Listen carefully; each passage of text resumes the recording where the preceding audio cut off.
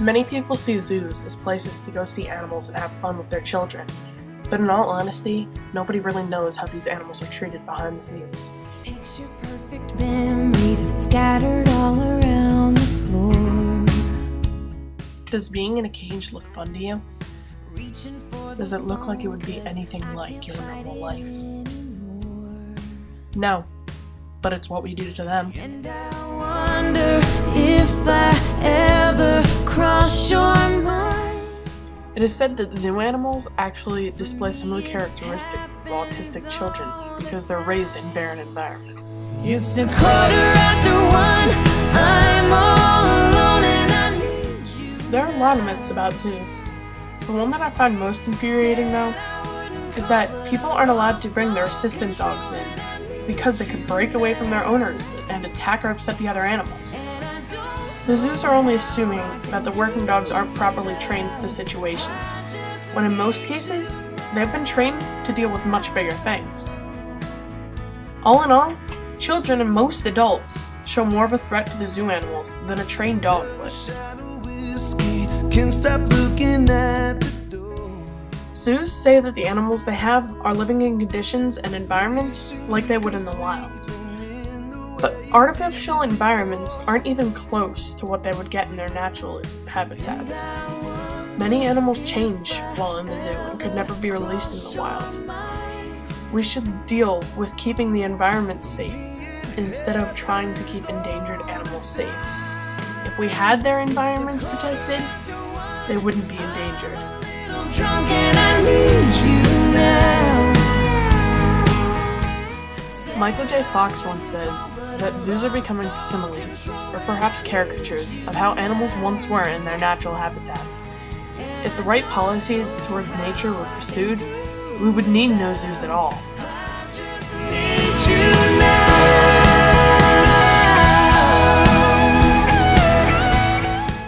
People say that zoos no longer take animals from the wild, but let's see. There were 11 elephants taken from Swaziland and forced into captivity in the US. In 2010, government officials in Zimbabwe planned to capture 2 of every mammal species found in their biggest national park and put them in zoos in North Korea. After the project began, it was stopped by a lot of organizations, like CAPS, which did a study of animals in a lot of UK aquariums. It found that 79% of animals in aquariums were taken from the wild. They also did a study about elephants and found 70% of them were also taken from their natural habitats. In 2003, the UK government gave permission to a private company to capture 146 penguins from the British territory in the South Atlantic. The penguins that survived the boat ride were sold to zoos in Asia.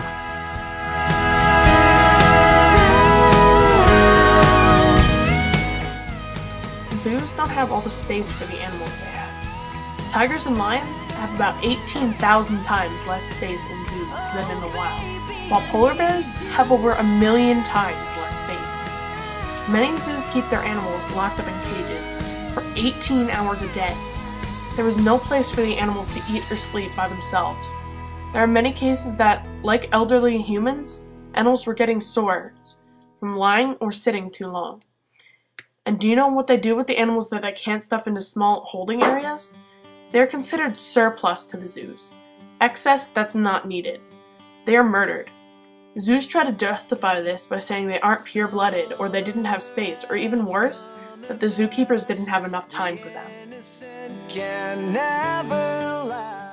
These animals are cooped up in cages like they did something wrong, and they never get to see the world outside of their enclosures.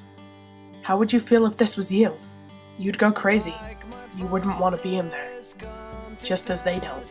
7 years has gone so fast. You can see the question in most of their eyes. What did I do? Did I do something wrong? Why am I here? They don't know the answer to these questions, and they don't know why. But we put them here. Falling from the stars. Many people don't realize that though we are viewing a show, an animal had to work their entire life so far to give us enjoyment. They have been doing that their entire lives. We'd get bored. So why don't we expect them to? It's what I lost. Wake me up when September ends. We expect the animals to do it perfect every time and get angry when they don't. People complain when perfection's asked of them. Why can't animals do it? Because we take advantage of the fact that they can't voice their opinions. They can't tell us it hurts or I'm bored, I want to do something different. We make them do the same tricks over and over again, giving them a piece of fish or a piece of meat as reward. Yeah, the animals love the rewards, but they must hate doing the tricks, hate doing what you ask of them.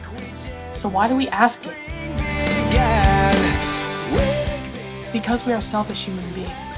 We just want to see a few tricks, a few animals, but no one really sees the impact it has on the environment, the impact it has on these animals.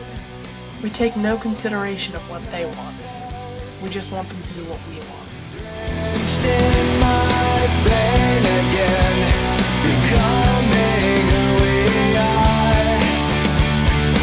As my We tell ourselves that they're happy there, but if you look at them, are they really?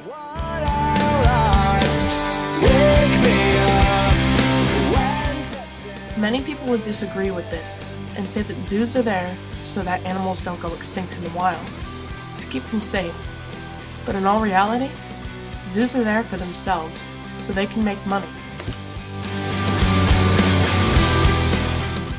They don't care about the animals like we care about our pets at home. All they are is just another thing for them to worry about, another thing for them to take care of and spend money on. And we encourage that negative behavior. Over 135 million people visit zoos in the US and Canada every year. Thankfully, we're starting to do something about it. The attendance of zoos is down over 3% nationwide. Teenagers are the voice of tomorrow. We're the future. So we need to change things. We need to show people that this is wrong. And that these animals belong in the wild. It's gone so fast. Wake me up. But for right now, people aren't going to listen to us because we're merely teenagers. We have to wait until we finally have influence. A lot of people think these animals are stupid, but in all reality, they're smarter than us. And people subconsciously hate them for it. So we put them in zoos and make their seemingly simple lives harder than ours.